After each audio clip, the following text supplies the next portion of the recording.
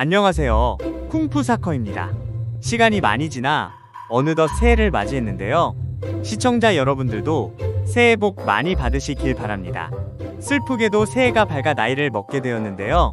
그것은 대한민국의 주장 손흥민 선수도 마찬가지입니다. 손흥민은 어느덧 만 30일 새가 되어서 베테랑이 되어가고 있는데요. 아쉽게도 이번 아시안컵이 손흥민 선수를 국가대표로 보는 마지막 대회일 수도 있을 것 같습니다. 스포츠조선의 이건 기자가 작성한 기사의 내용을 따르면 손흥민 선수는 2023년 5월 13일 리그 경기가 끝나고 인터뷰를 가졌는데요. 아시안컵조 추첨 결과에 대해 손흥민 선수가 답변을 가졌습니다. 손흥민 선수는 사실 저희가 월드컵에서 포르투갈을 이기고 우루과이랑 비기고 독일도 이겼어요. 이런 결과들이 분명히 축구라는 스포츠에서는 그런 이변이 항상 일어나거든요. 그런 스포츠이기 때문에 쉬운 조는 없다라고 생각합니다. 매 경기 저희가 최선을 다해야 되고 어떻게 보면 저의 마지막 아시안컵이잖아요. 더 할 수는 분명히 없을 것 같으니까 저한테는 어떻게 보면 진짜 마지막 아시안컵이 될 텐데 좋은 멤버 또 좋은 선수들을 가지고 있는 만큼 이번에는 선수들도 정말 잘 준비할 수 있었으면 좋겠어요. 또 많은 국민들한테 제가 선수로서 대한민국 대표팀을 위해서 가장 큰 선물을 드리고 싶은 게 어떻게 보면 저한테는 가장 큰 꿈인 것 같습니다. 라고 답하였습니다. 손흥민 선수는 이번 아시안컵이 마지막이라고 못을 박았는데요. 손흥민 선수의 나이를 생각하자면 충분히 그럴 수 있다고 생각합니다. 손흥민 선수의 다음 아시안컵은 36살인데요. 축구 선수로서는 은퇴에 가까운 나이인 만큼 대표팀에 승선하는 것은 힘들 것이라고 생각하는 것 같네요. 사실 손흥민은 이미 국가대표로서 이미 굉장히 많은 나이이기도 한데요. 그동안의 대표팀 선배, 주장들은 대부분 손흥민보다 이른 나이에 은퇴를 선택했습니다.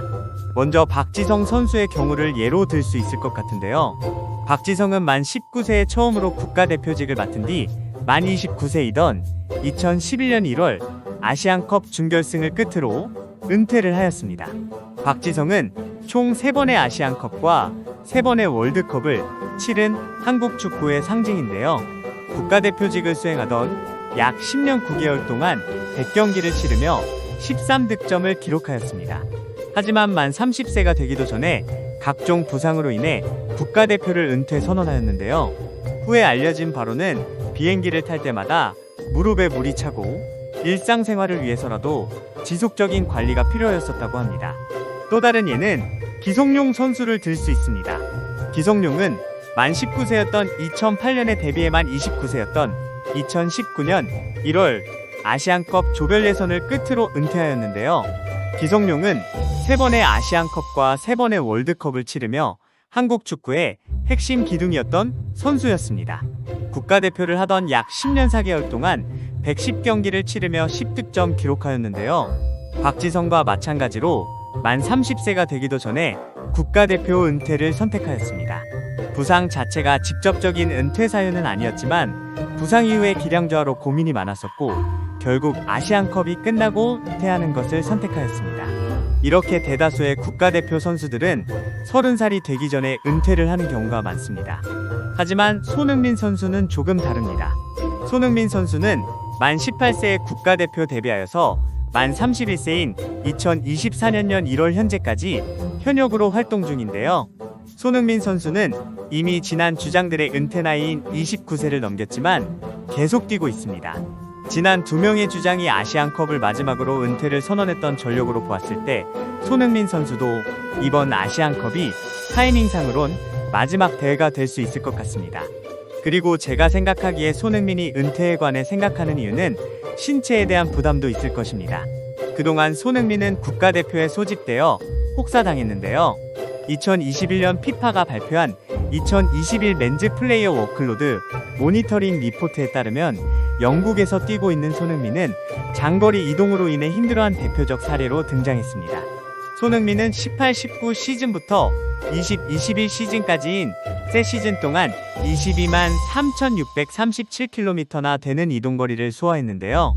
유럽과 한국을 오가느라 비행시간이 300시간이나 되었고 시차를 204회나 감당했습니다.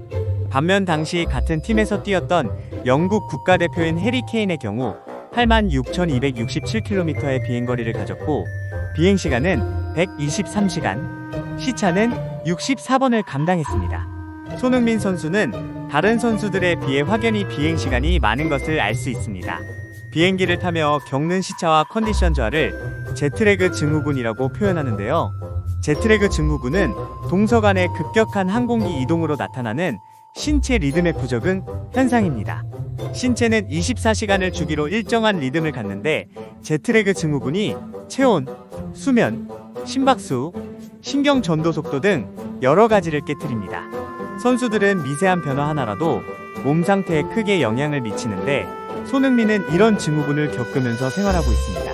이제 손흥민 선수도 나이가 나이인 만큼 신체에 영향이 더더욱 크게 미칠 것입니다. 손흥민 선수가 국가대표를 은퇴한다는 것이 오피셜로 나오지는 않았지만 이제 곧 국가대표를 은퇴한다는 사실이 정말 슬프게 느껴집니다. 다음 월드컵에는 손흥민 선수의 나이가 34세가 되는데요. 손흥민 선수가 좋은 몸 상태를 유지하여서 이번 아시안컵이 아닌 다음 월드컵까지 볼 수 있었으면 좋겠습니다. 이상 쿵푸사커였습니다. 시청해주셔서 감사합니다.